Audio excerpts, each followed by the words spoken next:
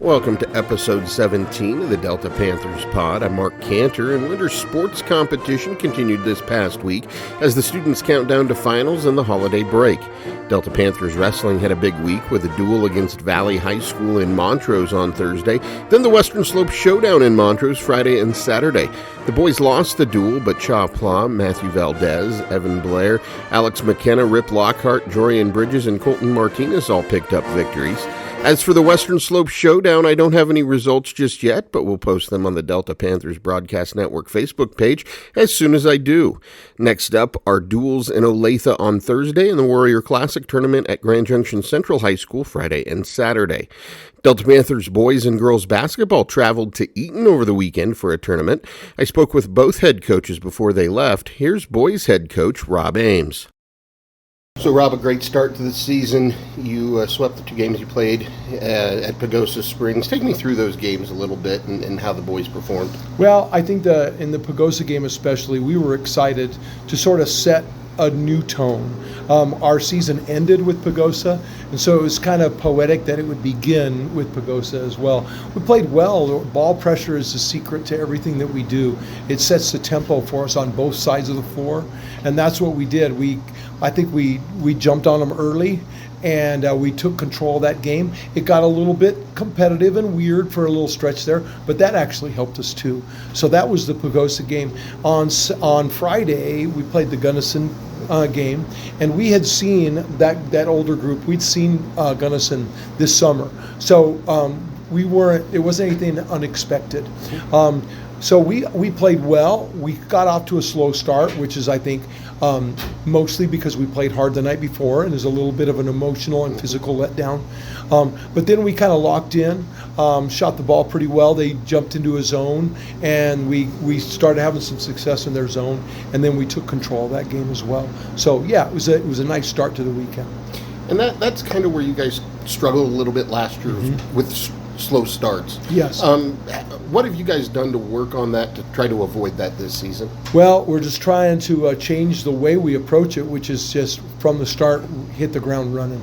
Pressure, pressure, pressure, pressure, pressure. And pressure in the ball lends itself to quick turnaround, quick scores in transition. More great competition coming up this week with the tournament at Eaton and teams that we really haven't seen before in TCA and Eaton. Talk a little bit about that and what the strategy is going in to those games. Well, we're excited about our preseason schedule, not just last weekend, but this weekend and then the following week. We're just seeing a lot of unfamiliar faces, which is really good for us because it forces us to not worry so much about who we're playing, but how we're playing.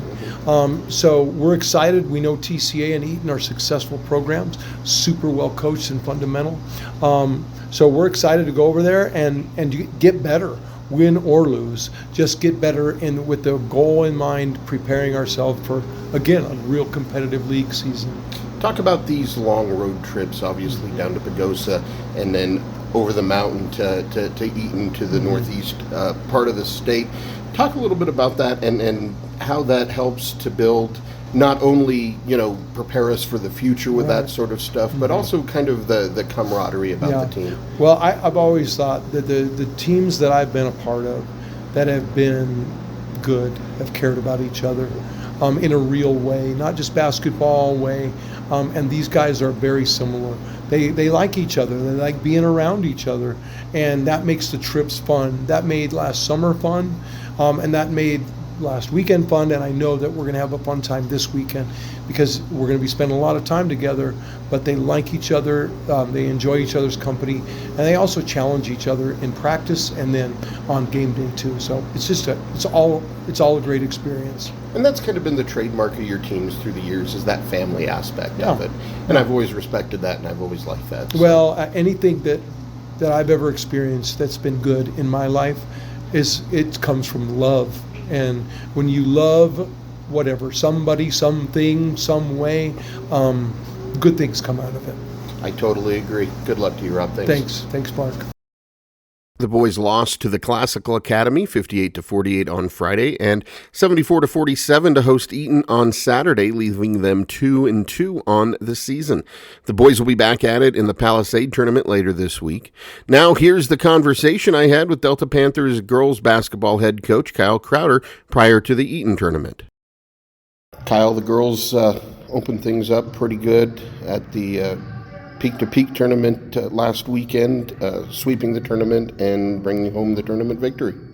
Yeah, it was a good showing by us. Going into that, we kind of know that where our seniors were going to be.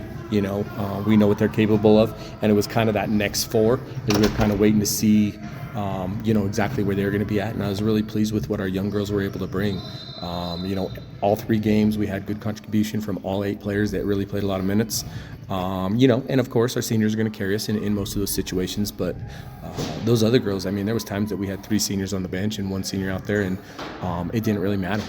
The rotations we had, I thought that we got really quality minutes, and I thought we grew as a team and we grew together, and I thought there was a lot of really good things that happened. So. And the teams you played aren't teams that we normally play. They're teams that I don't think we've seen before in Eaton and peak to peak. And you got some really good experience against teams that you generally don't have experience against. Yeah, we kind of went into this season trying to search out some RPI and some, better competition to start the year. So I was pleased with the competition that we saw, and their state quality teams. All 3 of those teams are teams that are going to be at the state tournament in either 3 or 4A. And we got another couple matches, coming up the next couple of weeks. So, in order to be the best, you got to beat the best, and we want to be able to compete at a high level, and I think we were able to show that this weekend. And I know there's some stuff we got to work on, but having those opportunities right now is going to make us better come March. So. And you get that early adversity a little bit against these teams, and in practice this week, you and I were talking, it hasn't necessarily been easy with girls being sick and just kind of the wear and tear of school this time of year, and you guys are kind of battling through that. Yeah, it's a little bit of a grind, but I think that this team has a different mentality than we've had in the past. They're just competitors. They just want to get out there, and we've got girls that are willing to, do whatever it takes and kind of step up and make the plays that we need them to. So, it just kind of feels a little different this year, and I feel like that we have good leadership, and that those girls feel like that they can, go out there and pick the team up and do what they need to when those situations arise. And really, this team's going to get better. We're pretty good right now, and I feel like that we have some room to grow for sure. And I think come March, I think we could be a really good team. Well, the next opportunity to grow is this weekend at the tournament in Eaton, and you'll face Eaton again.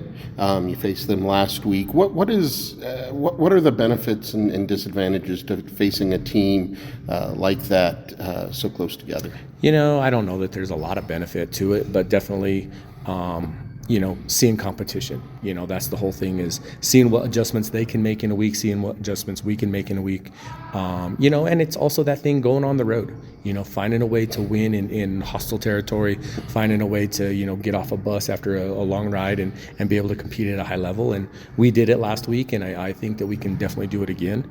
So the advantages is, that we get to see that quality team again. The disadvantages, some of the stuff that we were able to run, even if you watch a film, it doesn't really look the same as if you've seen it in person. And, they watched us play in person, and then they watched, of course, that game that we played against them. So, they have a pretty good scout on us. So some of the things that have been traditionally really successful for us, they're not going to be surprised, and they're going to make some adjustments. So I'm sure that, the game's going to look a little bit different, and being in their place, is going to be a little bit more challenging. But, I think these girls, if we go out there and do what we can, I think we definitely can put it together and get the win again. Yeah, they'll definitely have a benefit being on their home court, but these tournaments and the distance that they are, I definitely think it helps to prepare us down the line for obviously playoffs if we're not hosting, or even the state tournament. Yeah, getting on a bus, getting off a bus, sleeping in a hotel. There's a lot of things that some of these kids need to figure out how to do, and especially with 4 girls coming in and being contributors like right there.